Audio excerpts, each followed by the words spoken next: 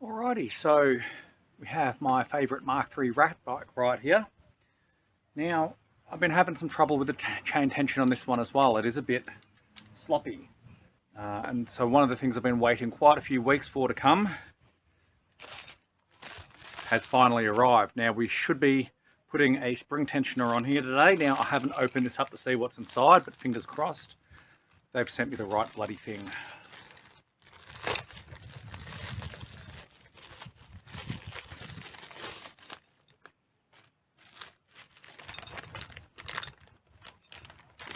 Alrighty, we're looking pretty good so far.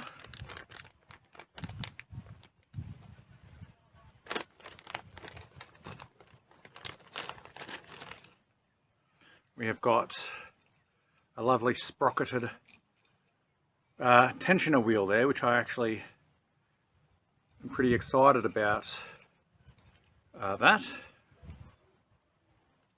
So we've got a little nut on the back there. Now I've never put one of these on before.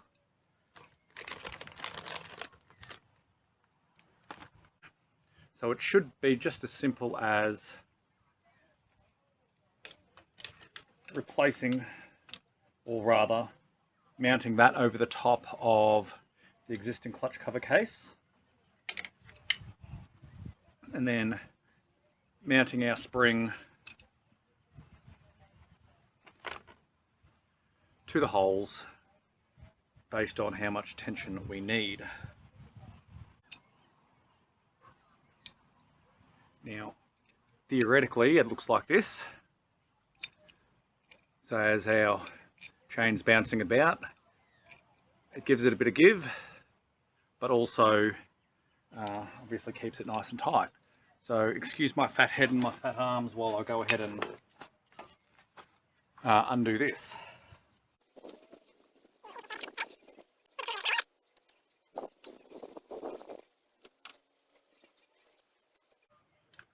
Now, while I've got this clutch cover off, I will be having a good look at the bucking bar in there, because I've recently changed that and I've only been on maybe one decent ride, maybe a short ride as well.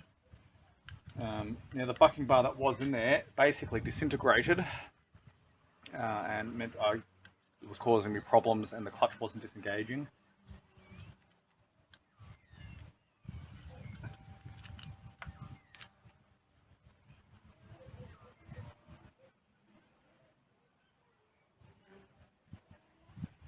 Well, that seems pretty good so far. The other one, and I'll cut to a clip of that. So it pays when you're going over your clutch to check your bucking bar. The way that's mushroomed out is exactly what was causing my issues. As you saw in that clip, it had completely flattened out or mushroomed the top of the bar, and that meant it wasn't pushing as far forward as it should have been. Alright,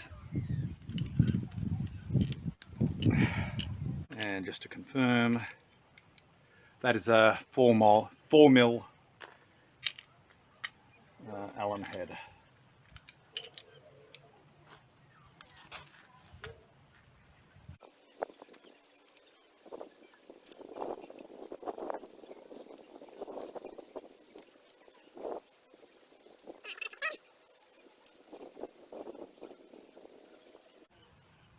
Now, the only reason my hands are so filthy doing this job is because it's only very recently that I greased the absolute hell out of that clutch.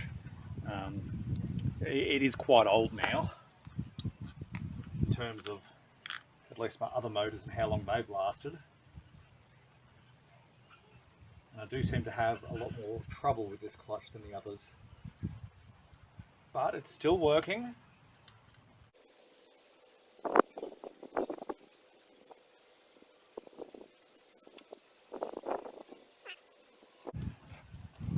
So I'm not going to move the camera because I'm filthy, but these two bolts are sticking out just a bit still, so I'm going to go get tidied up and I'll go find some washers and lock washers that I've got in a box. Alrighty, so here's a little baggie I prepared earlier. It's got a healthy little collection of M6 washers and lock washers. I think that for this application, one of each should be fine. Alright.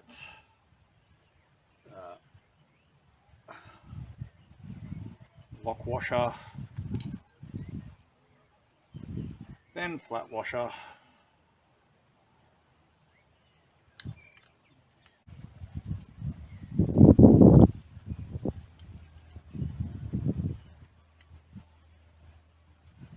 right. Now I haven't really played with the tension, obviously you've seen me just put it on, but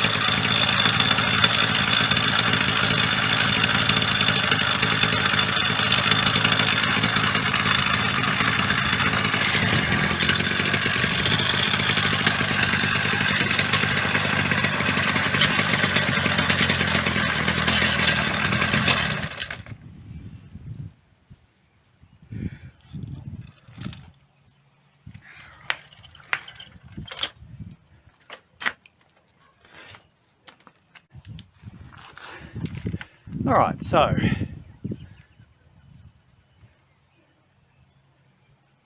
I am most definitely going to have to remove a link out of that chain, which I hate having to do that. Now I've just removed a link without removing it from the bicycle, doing what they don't recommend, and that's just grabbing a screwdriver and a hammer and then just breaking the thread. For the record, removing a link didn't work because then it was too short. The chain tension is useless.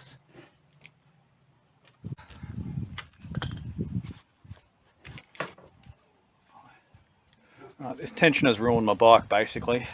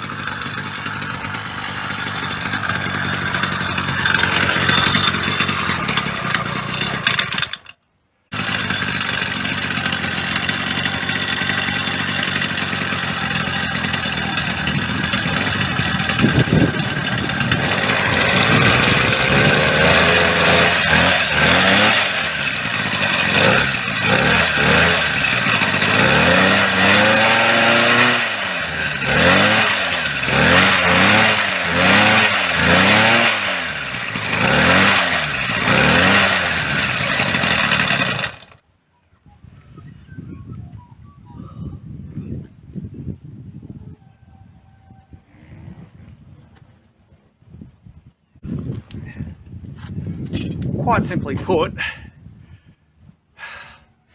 I removed an extra link out of the chain because it was too sloppy with the tensioner.